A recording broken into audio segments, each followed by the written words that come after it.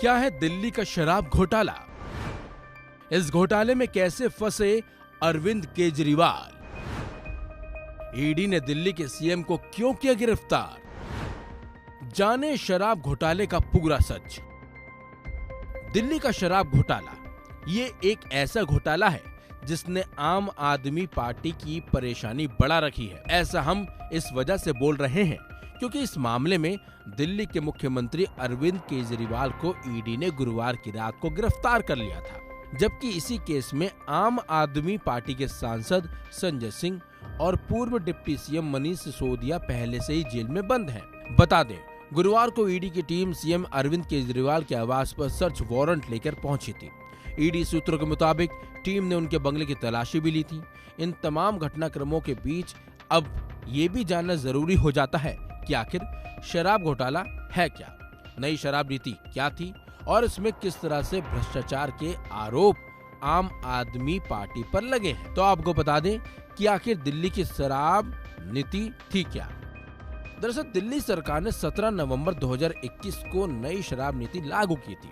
इस नीति के तहत राजधानी को 32 जोन में बांटा गया और हर जोन में 27 दुकानें खोलने की बात कही गई। इस तरह से पूरी दिल्ली में 849 शराब की दुकानें खोली जानी थी। इस नीति के तहत सभी सरकारी ठेकों को बंद कर सभी शराब की दुकानों को प्राइवेट कर दिया गया, जबकि इससे पहले दिल्ली में शराब की 60% दुकानें सरकारी और 40% प्राइवेट दुकानें थी। नई नीति लागू होने के बाद सभी 100% शराब की दुकानों को प्राइवेट कर दिया गया। दिल्ली सरकार ने इसके पीछे तर्क दिया कि इससे 3500 करोड़ रुपए का फायदा होगा।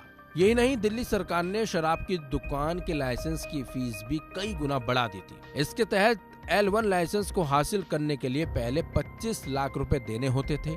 नई नीति लागू होने के बाद उसके लिए ठेकेदारों को 5 करोड़ रुपए चुकाने पड़े। इसी तरह से अन्य कैटेगरी के लाइसेंस की फीस भी जरूरत से ज्यादा बढ़ा दी गई। इसके बाद सरकारी राजस्व में भारी कमी होने का आरोप भी लगा।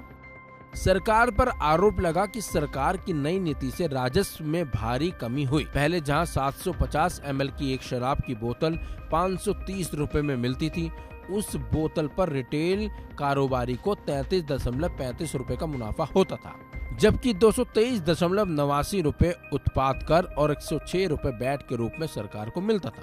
इस हिसाब से सरकार को हर एक बोतल पर 329.89 रुपए का फायदा होता था। सरकार की नई नीति आने के बाद 750 ml की बोतल का दाम 530 रुपए से बढ़ाकर 560 रुपए कर दिया गया।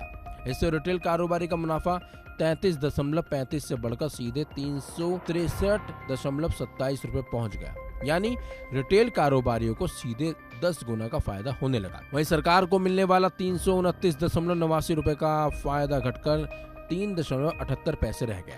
इसमें 1.88 रुपए उत्पाद शुल्क और 1.90 रुपए वैट शामिल है। इसी केस में अरविंद केजरीवाल का नाम भी आया और इसके बाद ही ईडी ने सीएम पर शिकंजा कसा और अब अरविंद केजरीवाल गिरफ्तार हो चुके हैं। फिलहाल इस खबर में बस इतना ही। अपडेट्स के लिए बने रहिए वन इंडिया हिंदी के साथ।